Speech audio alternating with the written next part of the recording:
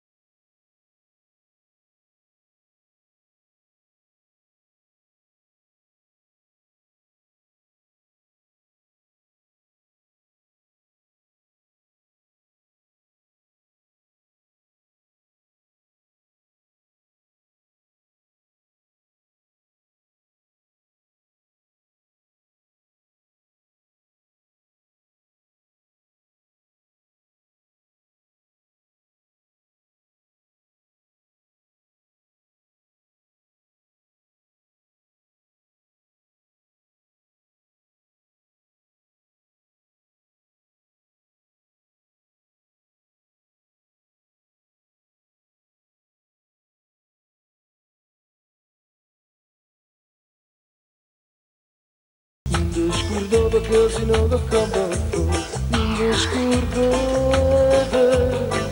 da morte. Mama.